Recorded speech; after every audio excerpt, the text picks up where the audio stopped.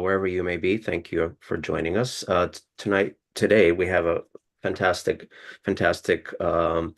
lecture and a topic very dear to me entitled Listening to Alternative Histories Through Independent Music Radio in Ukraine. Our speaker is Ieva Gudaitytė, and I will introduce her shortly. I just wanted to mention two more events we have coming next week before we wrap up the semester. Now, these events will be both online and in person. Monday at noon, EU Enlargement in the Shadow of Russia's War in Ukraine, featuring three speakers, Adam Reichart, Laurynas Vaičiūnas, and Alexander Karpi. And then Tuesday, also at noon, Mark Temnitsky will be speaking on A Spark of Light, Ukraine's energy sector during the Russian invasion. So please join us either online or in person for those two events next week. So like I mentioned, today's event is entitled Listening to Alternative Histories Through Independent Music Radio in Ukraine. Our speaker, Ieva Gudaitytė, is a PhD candidate at the University of Oslo with a project investigating the aural politics of alternative sound media communities in Ukraine and their partners across Eastern and Central Europe. Following her previous research and current involvement in the independent community radio scene in the region, her practice operates on the intersection of sound studies and cultural musicology. Her wider practice involves cultural journalism, creative writing, curating, teaching, and various radio work. Welcome, Ieva, to Harriman Institute online here. Very much look forward to your talk. Thank you for joining us, and people will be able to submit questions through the Q&A. So please. Thank you very much for such a kind introduction and just for having me. It's a great pleasure and honor to be here with you. I'll maybe start sharing my screen so we can just make sure that everything is in order. And yes, is that, yeah? Is that great? So as it was briefly introduced, this talk that I will be giving today is a part of a broader project. I call this bit Listening to Alternative Histories Through Independent Music Radio in Ukraine, which is a tentative title. And both my PhD thesis and this work is based on various ethnographic data, like online and offline interviews with people who are organizers or hosts in various radio stations that I will be talking about today, but also participant observation, collecting online materials, etc.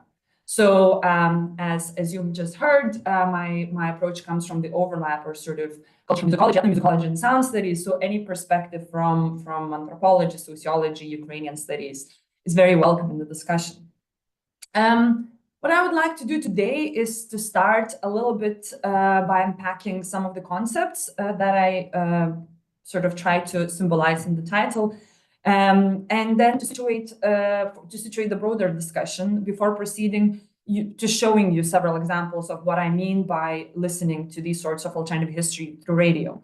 I have tried to select examples that reflect a variety of ways memory and cultural history comes across in independent radio in Ukraine, and have more that perhaps I'm also very happy to share maybe in our discussion. So I will start maybe by focusing on this alternative histories, as it is a very loaded term. And histories and who gets to tell it plays an important role in Russia's aggression in Ukraine. So to look for alternative histories in times when historical truths seem to be easily manipulated and weaponized is perhaps a precarious and slightly irresponsible approach. This kind of relativity, because alternative always implies a relativity relative to alternative to whom, to what, is a tricky ground, and I want to acknowledge that at the very beginning. But to clarify what I mean by it here is one, the history of Ukrainian alternative culture, and two, I hope to find answers for how things can be different in the future by looking at the lesser explored past. So here I am to listen to histories that are deemed as overlooked or even overwritten by various cultural hegemonies, including Russian, and what we can learn from listening to them now. This alternative also informs the kind of group of people that I'm describing here. people who are listening and making independent music radio. So this is the sort of third line that I think it's important to address right away. This is the core of my work, to understand what is this cultural phenomenon, what happens to it at war. Online radio practices today involve not only broadcasting online and storing radio shows, but also event organizing, music producing, research and archival work, audiovisual documentaries and sound art, and many other things. So all of those activities fall under, I guess, an umbrella term to some extent, independent music radio that I'm referring to in the title. But I'm also sort of trying to play out with these definitions. And as you will see later, the difficulty of defining these practices, they can also become called community radio, alternative radio, sometimes activist radio, where I'm a bit reluctant to use that term. First and foremost, reflects the versatility and highlights what makes them an intriguing case for looking at history and memory. More practically, radio stations that I will soon introduce to you in more detail are small-scale, non-commercial, non-state funded online radio stations that share a certain vision of do-it-yourself, DIY, anti-mass-produced and anti-algorithm-driven music scene. They originate often as passion projects between groups of friends and focus on programming lesser-known local voices, and more practically, operate more on a volunteer basis and amateur semi-professional level, in the sense that no prior experience is required, but at the same time maintaining an ambition to challenge dominant cultural production institutions more systematically. So in many ways, radio stations are part of a broader ecosystem of alternative electronic music culture, overall alternative culture, and both the very popular music industry. Some of the work that I will be talking about today is funded by various European funding structures. So I think that's quite interesting also to observe, like the British Council or Gudaitytė Institute Kyiv, also making them translocal, so focused on the communities and the work that local communities do on the ground in Ukraine. I'm mostly focusing on Kyiv in this presentation, but Odessa, Kharkiv, Lviv are also important locations overall. So focusing on the local community, but also active within international collaboration and diaspora communities. So for New York, think of something like Lodge Radio in Brooklyn. For European context, I would say NTS in London is a good example of what kind of radio practice I'm describing here.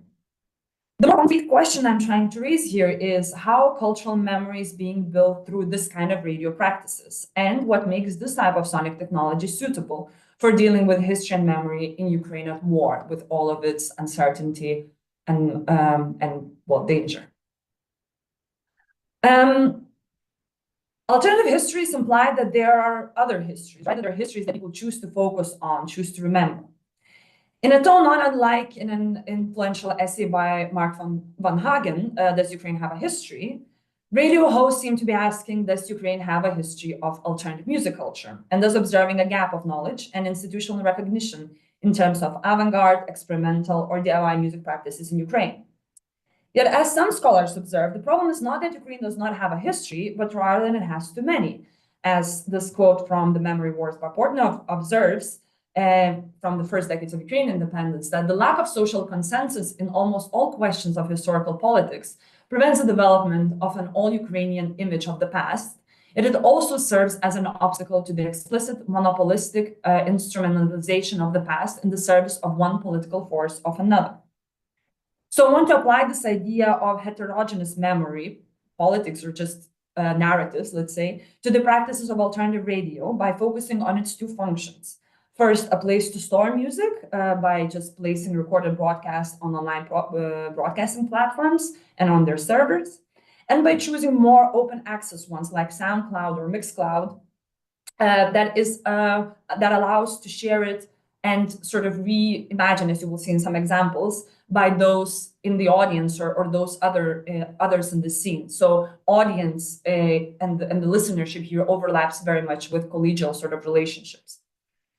Radio stations' general pluralistic ideals and these two functions, to archive and to offer a resource, allow to question the possibility of their work becoming an alternative or a complementary space for the more traditional memory institutions, such as libraries, universities to some extent, archives, museums.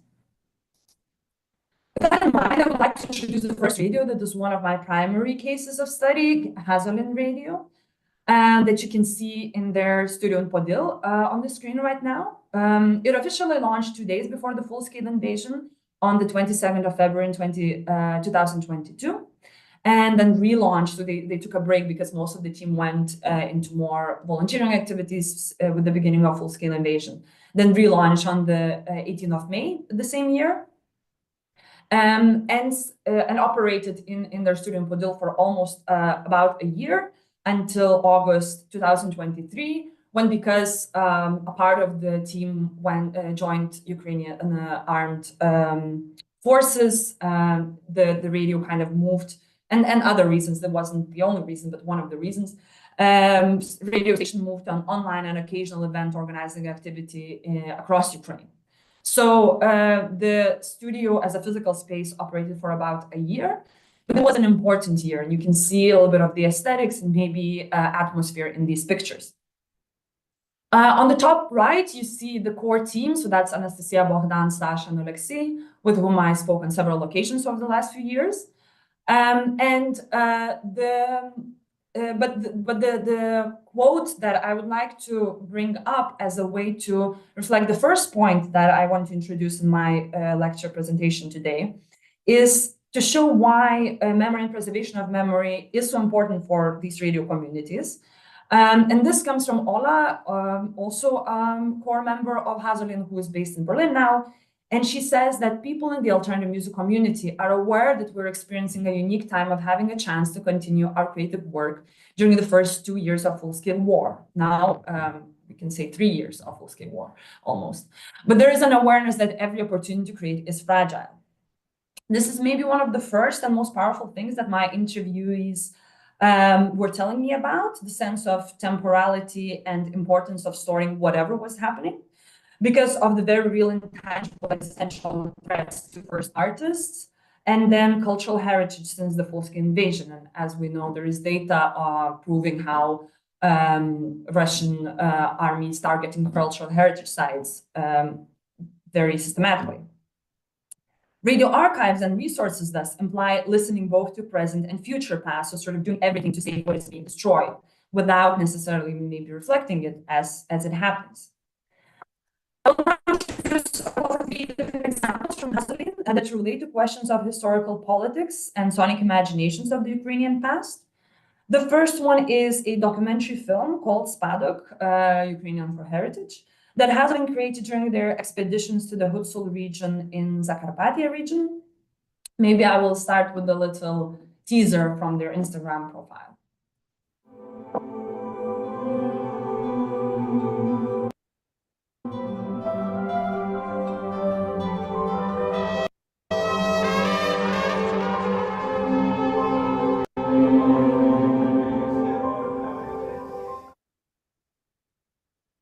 So this is just a leader. I think what comes across very strongly the most obvious is the sound of Ieva, and this is from the song of Russian Ukrainian work, also Alban work. And there's a significant instrument for region, but also and sounds that to some extent offer an application of the Ukrainian culture. So something that doesn't really challenge the more common imagination between national identity and history. Not really, perhaps, outside of see that. But having evidence, however, is that they do sound recorded and create the first sample pack on their website, and also the people were able to use and incorporate in their music making, and then they invited several electronic musicians from the city to imagine them within a contemporary context. And this is the album that was resolved that on the screen also. As Sasha described, the goal was to bridge between this old world generation of musicians and the new generation. We're trying to study how to be by taking some traditional music and putting it in the contemporary genre. But it's very hard to understand why this tradition should be in the new form tradition and not just sound like it did 100 years ago. So this is the first example of trying to have an alternative look at history and reading historical practices, but really closer to the contemporary aesthetics and interests of electronic musicians, music community. And I have two ideas. First, I think that Berkeley was searching, so sort of it's hard to understand why, but nevertheless, I feel that there is an importance to create a transgenerational bridge at radio facility. And second is the radio station as an open access platform that invites experimenting, and also potentially be the second example, is another perhaps more or less broadly accepted notion of historical heritage, which is Ukrainian literature and particularly poetry. This is one of the first shows that Hazelin released called Viri, Ukrainian for Whirlwind, a musical and poetic podcast by Boris Tkachuk and Sasha Ushenko, which mix local ambient tracks with readings of more classical, let's say, or well, older and contemporary Ukrainian poets. So chronologically, the episodes covered Vasil Stus, Lina Kostenko, Vasil Simonenko, Maria Stepanyuk, Nadia Savitska, and Olena Teliha, whose portrait you can see on the screen right now.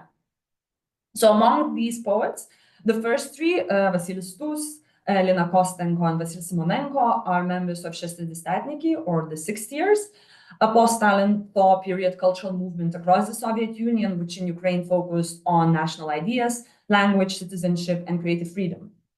The second two, Maria Stepanyuk and Nadia Savitska, are contemporary poets, and Olena Teliha is sort of an early representative of the Ukrainian national movement against the Russian Empire before the Second World War, so she was born in 1906. All of these poets have experienced a terror of Soviet, Nazi, or contemporary Putin's military regimes, with Teliha being executed by Gestapo, Stus dying after declaring a hunger strike and experiencing other violence in the Soviet forced labor camp in Perm, Simonenko dying after being beaten up by the Soviet militia, and on a more positive note, Lila Kostenko is with us, but as the contemporary poets are experiencing the full-scale invasion today. So some of these literary and activist figures come across. I'll introduce my work as well, actually. And Hazelin team, when they were sort of telling me more about the show, also told me about Budynok Slovo, a writers' building in Kharkiv that housed many prominent Ukrainian writers in the early 1930s, most of whom were executed by the Soviet authorities and thus are considered part of the executed Renaissance. The idea to bring these poets and juxtapose their work with contemporary ambient music and poetry can be seen as a way to relate previous Ukrainian struggles of the past and create a link with their cultural and political legacy in fighting for Ukrainian memory, cultural memory, and freedom, but also to look for consolation in identifying with them. So this is something that can be seen through what Marianne Hirsch calls a generation of post-memory. This is one that's undergoing an active process of mourning and first, second-hand, or transgenerational trauma. In Sasha's words, it's hard to say why it feels this way because we Ukrainians have been under pressure and there is so much pain. It reflects in the songs and what Ukrainians are experiencing these days. When we talk about cultural products and cultural works of the past, they present their time and what they have experienced, so it's also crucial for us to know. Contemporary people also reflect on that and recognize that. And a very similar sentiment can also be seen in the quote by Olena Teliha on the show's website. Victory is given only to those who are able to laugh even in pain. So there is a bit of sort of feeling apart and sort of almost active reminding oneself that this has always been hard and there has been generation of Ukrainians who have been struggling and who have been facing this terror. But also in the quote on the website, there's also this hope.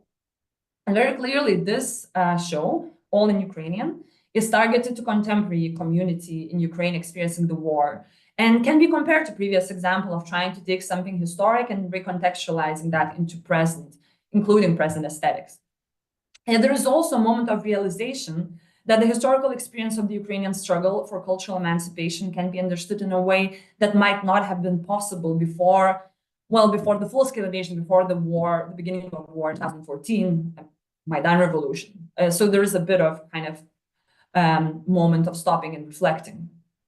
In another interview with the host from 20 Feet Radio, I heard a kind of similar thought that now it makes sense why we had to reach Shevchenko in school, because my classmates were on the front lines. They now know what they're fighting for. In other words, these examples are not perhaps about alternative history, but an alternative look at history that is rediscovered by the new generation of cultural workers in Ukraine. Is a radio show called Ukraine, or Worldwide Service of Radio Ukraine, which juxtaposes archival recordings of Ukrainian national radio broadcasts with contemporary tracks from international musicians. So the contemporary tracks are not necessarily Ukrainian. And it plays with this idea of nostalgia and radio's contemporary relevance, or as its host, Andryi says, aims to reimagine this worldwide service of Radio Ukraine as if it was still going. On the website, it says that this show is created not only to entertain you with cool tunes, but first of all, to create an imaginary space and time in which the old Ukrainian radio continues to be old and at the same time relevant for all categories of citizens. This brings back the idea of this bridging between past and present. I think we saw in the first two examples as well, but more clearly with this notion of citizenship. Even though the Spadok example, when it's talking about this transgenerational bridge, is also talking about society as some sort of civic idea or sort of intergenerational or perhaps a more inclusive idea of what Ukrainianness can be. And so, but here it comes out explicitly that collective memory is an active political tool. I would like to play a little clip of this radio show turned into an installation that was presented in a radio festival in Berlin this October called Signals to Noise, where the author of the show recreated, together with his colleagues from Hausen and Radio, recreated a brechunets, an old Soviet radio technology, elsewhere also known as Radio Tochka or Radio Point, and it had other names across former Soviet states that basically received regular broadcasts from the centralized Soviet broadcasting station. Here, however, the authors took a few of such devices that were all made in Ukraine, Soviet Ukraine, sorry, and remade them into to play custom-made episodes of Worldwide Service of Radio Ukraine. So maybe I'll play a little excerpt to give you a sense of what I'm talking about. Запрошуємо вас бути з нами цю годину і послухати програму з Києва. Журавко, журавко,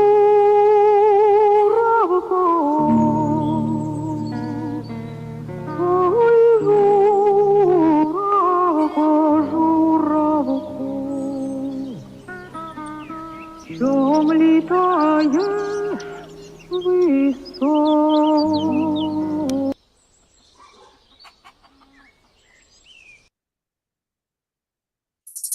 So the very name of next speaks of the level that we haven't seen in the previous albums.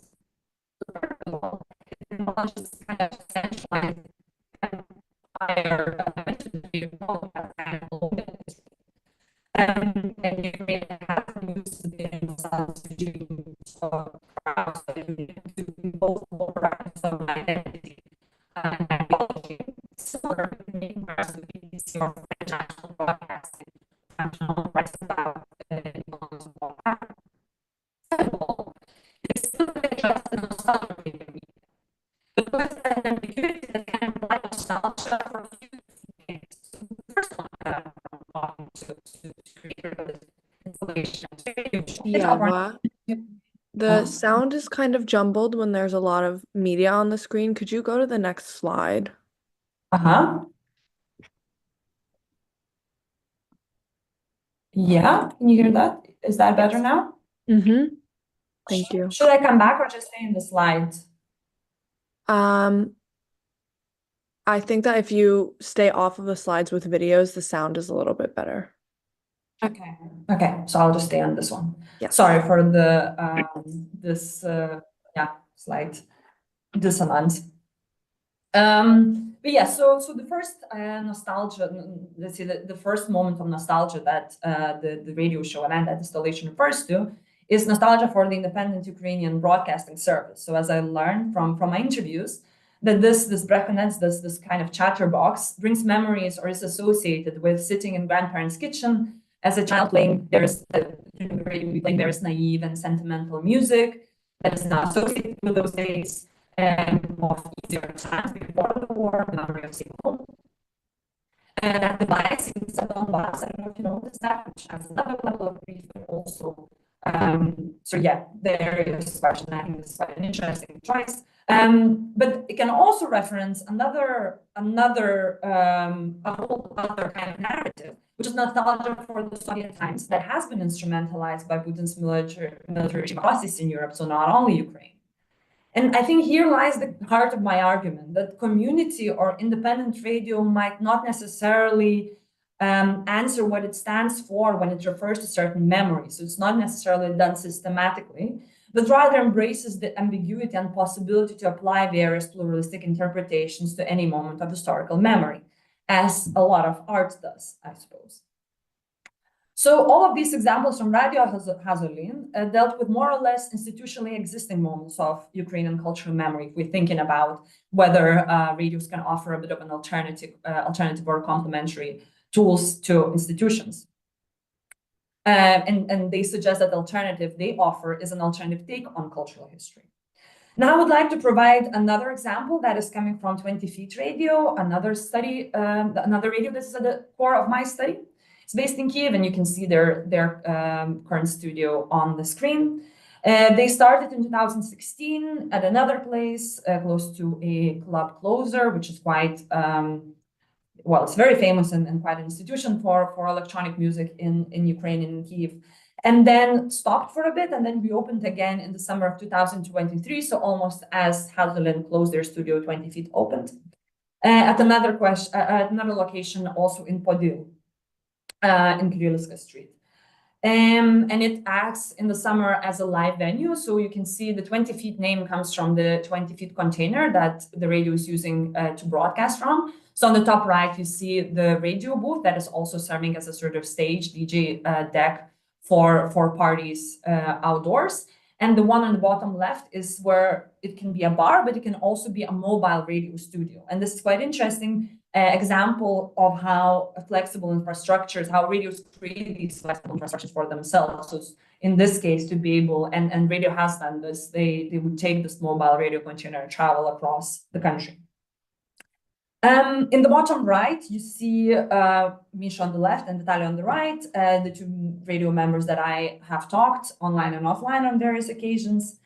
And when talking about the function of archive and memory in their radio practices, they say that when the radio started, it was obvious we need an archive. You can use it any way you like, but for me now, it is important to keep it open and free, for people to find it when they are looking for some music. It's great that we can give people this huge collection to play wherever, and they're very welcome to. So again, the emphasis on open access for the community is something that echoes with both of the radios that I'm talking about today. And it's evidently an important value for the practitioners, making their work resemble a public model of something like a library rather than a commercial streaming site like Spotify, for instance. Though it's also not exactly that, of course, but just to have a bit of metaphors to start thinking about that. To contrast a better documented cultural phenomenon in examples, here's a series of podcasts or radio shows. We can be successful with the different literature. It came with this collaboration with the British Council that you listen to on SoundCloud, but also on the radio website. With a slightly ethnographic title Memory Leaks, it explores the scene's development and establishment, tracing the ways in which the avant-garde of the early 90s transformed into the electronic cross-genre experiments of today. So that's how they describe it. Here, alternative histories come in more explicitly as yet unwritten histories of alternative culture in Ukraine, or histories that are deemed or seen as unwritten, or written to not full extent.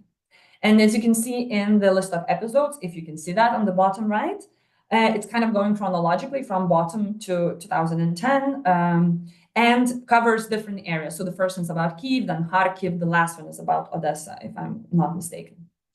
They're all in English, and this is an example that reveals how radio moves on to more systematic historiographic work that has communicative, educational sort of function.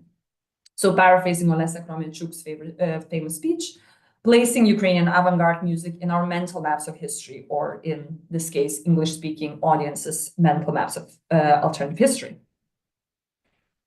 And it's important to know that the interest in experimental avant-garde music to anything that is outside of the mass popular music industry culture. And in the 90s, hasn't been getting itself to me across the 90s and across in most cities. Up to the level where that interest is seen as the mainstream members or members of the same community.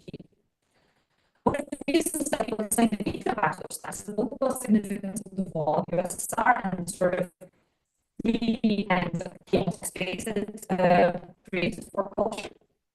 And of course, the Ukrainians went up independent, so there is this kind of linearity that can be seen.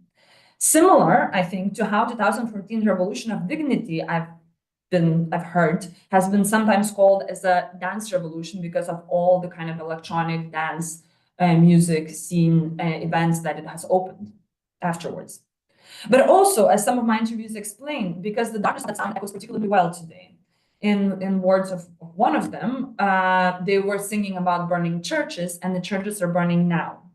So the aesthetic darkness of the past finds new balance today, as does ad hoc organization around culture that 90s are being remembered or imagined for. And this popularity can also be seen in my last example, just sort of citing agential radio practices. It's a label Shukai, which is Ukrainian imperative for you go and search, which covers, which really releases Ukrainian music from 60s to 90s. It's a sub-level of Muskut, another independent label, or well, the sort of umbrella independent label. And as one of the founders and a frequent host of both Hazoli and 20 Feet Radio, Sasha has described, it all started with a visit to the Soviet Ukrainian film studio, Kyiv Nauk Film, Ukrainian for Kyiv Science Film in Odessa, where he discovered sci-fi and horror TV film score by Viktor Vlasov that eventually became their first album release, and you can see that sleeve on the left. Comparing the former film institution to BBC Radiophonic Studio and the discovered tapes to Delia Derbyshire's Doctor Who main theme, Harriman, if you know this reference, he describes the state of the archive as appalling and the process of restoring somewhat absurd. It was hard to take the recordings out of the studio, he says, because in the studio, there were tape machines, but they were all in very bad shape. This machine was cutting the tapes, and I thought that we need to bring these tapes to Kyiv and digitalize it, make a restoration for them. And there's a cool story. The studio didn't want to give them to us, so we made an agreement with them. They gave us like an insurance, but also said that if we lose these tapes, we have to pay them 5 million hryvnias. And to convert, that's around 1 million and a bit euros or dollars. And I asked to insure these tapes to be sent to Kyiv by DHL. But when DHL saw such a sum of 5 million, they refused to take them to Kyiv. So I had to drive them myself. We laughed and joked that I took 5 million from Odessa and went to Kyiv. But so we brought them to Kyiv and restored them a little because they were torn. We glued them, and then we listened, and I was very impressed. This is our first release from a film, The Air Cellar. And there were a lot of tracks that didn't fit into the movie at all because they were so freelance of the government said we can't do this. What is significant about the story, I think, we were feeling from these very material archive of memory, there's such a hostage is about to say. That this record can also be seen as an example where the question of how Soviet Ukrainian memory be treated or should be treated as. And this is a record, and it has caused some backlash from the label. Yet it seems that the quote, its initial rejection by the Soviet government, and I would add similarity to the Western sound at a similar time, sort of redeems. This speaks back to Portnov's argument of memory wars. The heterogeneity of Ukrainian public memory prevents it from being monopolized by any narrative. So when thinking about all of those examples and how to better explain these initiatives to save and foster cultural memory, this kind of urge to do that, I find Jennifer J. Carroll's article on how Russian political and military aggression affects ethnographers and ethnographic work in Ukraine since the beginning of war in 2014 very useful. She remembers a conference in Kharkiv in 2016, observing the participants undertaking projects of social prognostication, projecting a more desirable, more democratic, more optimistic vision onto an imagined Ukraine that exists beyond the present, the revolution, and the war. It is almost as though they're trying to produce narrative time and move forward out of the past, not through healing or integration, but through sheer force of will. I empathize deeply with that urge. What I was trying to show you today is that there is also a similar urge revealing itself through these examples. The people I described here are collectors of dying folklore, rotting archives, leaking memories, and fragile present. Whether by engaging with Hutsal traditional music, reciting Ukrainian poetry, or saving sci-fi sounds from Soviet archives, the sonic narratives they weave through their radio programs are driven by the urge to make and help make sense out of history, memory, and the omnipresent sense of temporality that the war superimposes. So to kind of create and perhaps own the narrative time. One thing that I didn't not get into much detail is this idea of citizenship, even though I think it does come across or is embedded in some of these questions in their relationship to the state, to the past, this idea of Ukrainianness, etc. But it is too early to understand the full extent of the consequences of doing such work. In general, I would say my interviews subscribe to a common sort of vernacular philosophy that I have come across in contemporary Ukrainian culture, one that speaks of the importance of epistemic justice for geopolitical safety. You have to know your roots to be able to have freedom in the future, even though how that really takes place is not really systematically addressed, and I don't think it's really addressed in the examples that I've been given. So looking for alternatives in history is an emancipatory process and a reason for creating a culture at war altogether. So it's much more focused, I think, on the process of searching for that rather than necessarily knowing how it will end up, what kind of future it will build. So just to conclude these three conditions, the urge or the need to make sense out of history, to collect and store living memory, and the kind of infrastructural precarity that the DIY approaches allow or facilitate, speak of alternative radio as a public memory site that allows playfulness and contradictions, one that embraces its ambiguous, dynamic, and experimental relationship with the past, and potentially one that can fit a more dynamic, heterogeneous, flexible readings of the cultural memory. Or as one founder of Hazolin, Alexei has expressed, the goal is, or the idea is a bit utopian. It's to look for a way back home, but home not as Ukraine, but as Ukraine that is able to be itself. Finally, we understand what is Ukraine, what is the price of Ukraine, what is the value. All the steps through music, through history, all the way coming back home. And I think that plurality of Ukraine that is able to be itself from also the context of that conversation is embedded here. So just to add a final concluding thought, alternative radio communities participate in memory politics, not only because they deliberately want to get involved or sort of have a systematic idea of how they want to shape how history, cultural history is being told, but because memory is overwhelmingly there and it leaks as an emotion, as if from the wounds. And the hope is that listening to them can also help us to imagine a more pluralistic future. Thank you very much. And I will stop sharing the slides. Yes, thank you, Eva. Very much fascinating presentation. Let's open up the chat for any questions that you may have for Ieva. Yeah, so many points that you made were very interesting. I kind of want to go back and look. You talk about these collectors and early on talking about this cultural resistance against the Tsarist and the Soviet. I wonder, kind of going a little closer, for the people that you interviewed for your research, and you talked about this focus on these 90s kind of avant-garde bedroom communities, and that's so great to see this stuff, being archived and discussed in these radio sites. But in the people that you interviewed,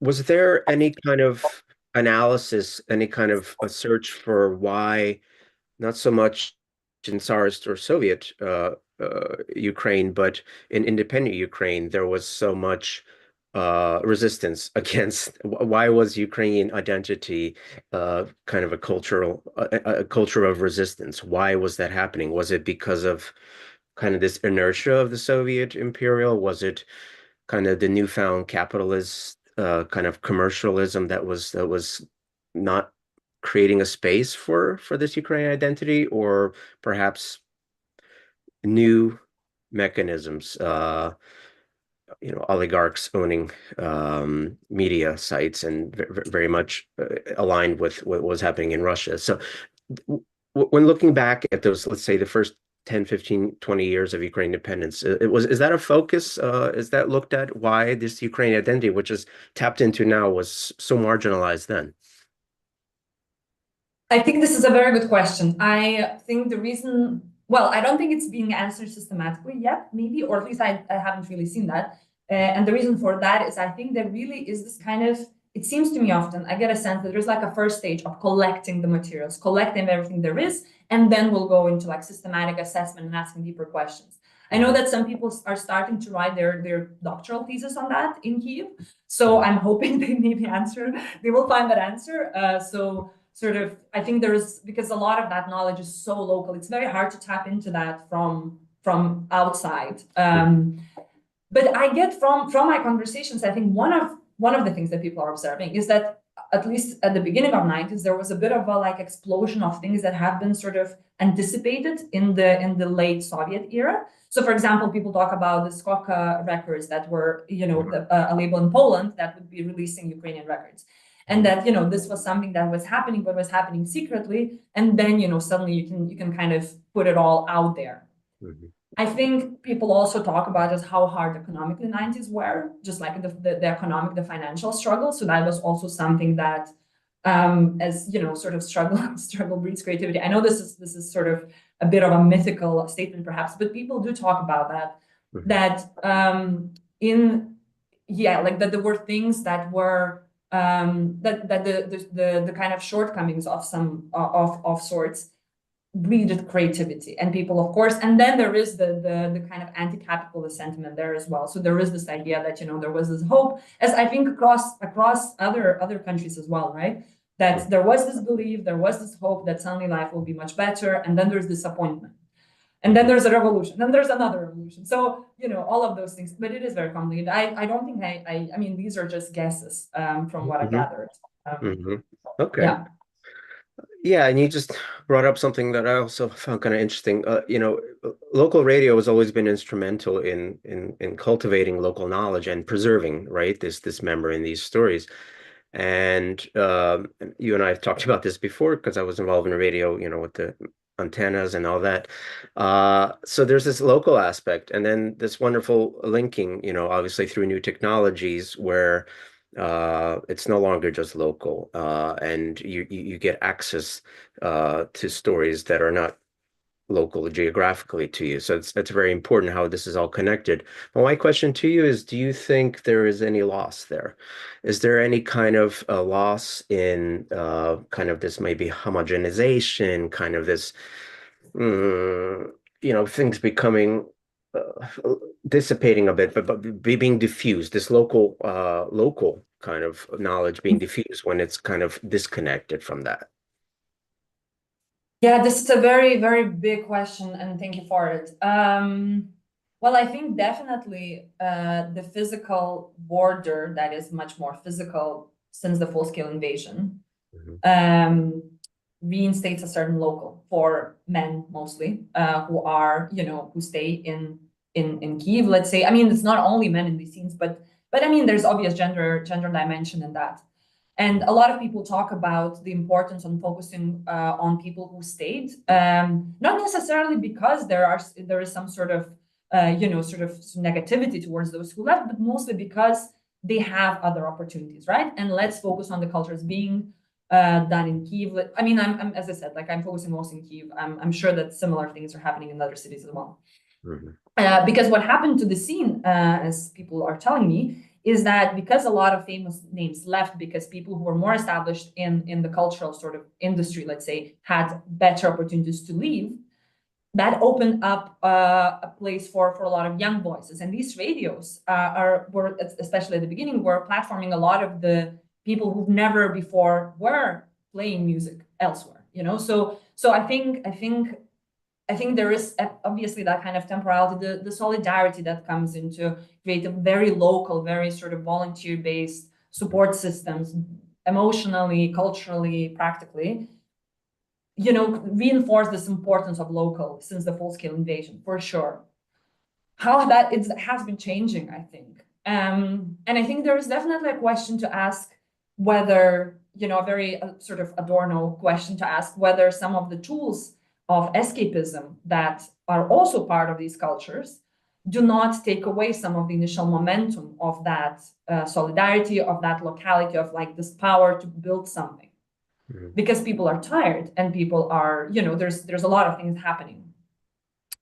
So I don't know if that answers the question. I think there's a lot of these things, and time is such a huge, I think, dimension here as well. It's really changing.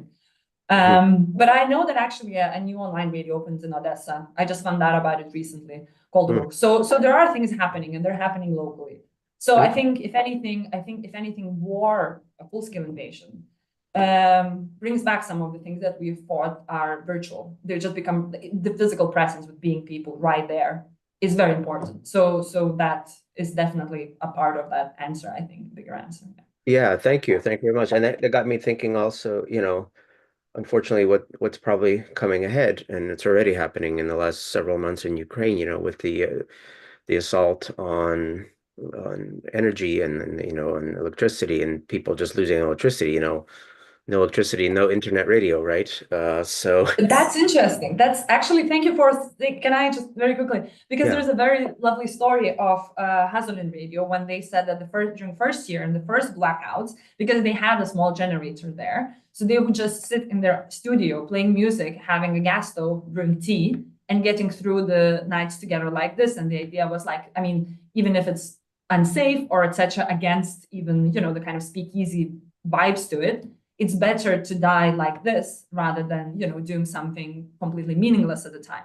So this is interesting. Radio, I mean, of course, it requires a generator, but in many ways, it still is quite accessible technology, much more accessible than I guess, television or video in that sense. Mm-hmm. So sorry, just to interrupt that I think this is an interesting, Yeah, I would think that the kind of that localized, that like you were mentioning in your response to my previous question, this physical contact is going to become even more important.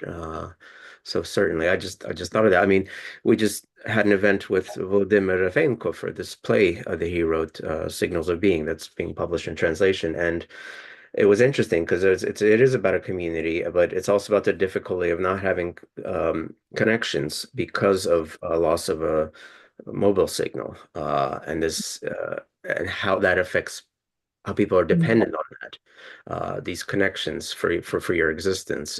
So the idea of this physical connections becomes very important too. All right. Do we have? And then just like to add a little bit, I think like one of the things that are changing with time as well is that these connections are also becoming distancing themselves as some of the community who, let's say, went to join the armed forces, who have stayed there for a longer time, or, I mean, that question of mobilization as well now. I mean, there are things that are just the social connections, even if physical connection is possible, is also taking different shapes. And I don't have the data to conclude this, but I think people who are working on that are observing that it's changing as well. Yeah, and thank you for pointing out also the very important, and you make a big point of that, is the idea of this archiving of collecting. It's so important because of attacks on cultural institutions, on this fascinating to see this in this way, this shifting towards trying to preserve this cultural memory that's under attack. So I think that's very important that this generation is doing it with this kind of initiative. It's a very important aspect of it, like going forward. So I'm glad that you focus on that as well. So we have time for a couple questions if any are available. I don't see any coming in. Maybe you can tell us a little bit of, you've presented this wonderful presentation now. So what's next for you? Or you're bringing this all together into? Yes, I'm in my last year of PhD, so I'm trying to write it all up. So this is like a chapter essentially. But there are other questions, and one of them is very like what we were talking about just now, the importance of being together, dancing together. So this kind of that element of music. Also the sound and sound aesthetics, I think, is the way listening. My overarching argument is that I think that listening as a political a way of forming political relationship is quite important, and this idea of active listening, and that translates into new formations. So yeah, so we'll see what happens. Actually, if there are no questions, I can show one last example that I didn't include in slides, but that relates to that question of archive and memory, just very quickly, that I found out about a few months ago. I'm just gonna maybe quickly share my slides again. Just be careful, because some of the larger files you've shown, it kind of throws off some of the audio. So maybe don't talk while that slide is up, and then you can comment on it after you turn it off. Okay, yeah. Try that strategy. Yes, I'll just not share sound as well. So yeah, can you see that?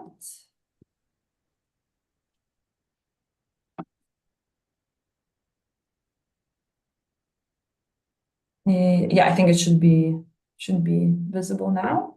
Yeah. So this is a podcast, Nezagублені плівки, so not in brackets forgotten tapes. So I'm just going to stop sharing for the technical. And it comes from Dim Zvuku, an organization in Lviv. And this is a podcast about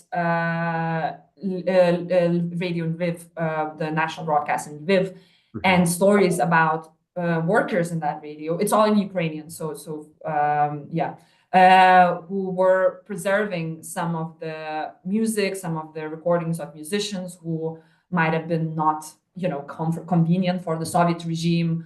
So I think it's very interesting, because when I was mentioning this idea of kind of seeing a bit of a legacy with the poets, but I think this is quite interesting, because here I feel a legacy with other archival workers who were working in a different institutional setting, different political setting, and sort of seeing their work as something that's, if those people have not saved that kind of recordings coming from radio, we would not know about, this composer, this sort of piece, and how that was such a brave thing to do. And these were people who were potentially working quite less visible jobs, so like archivists or technicians, radio technicians, I think. But this is for our next PhD maybe.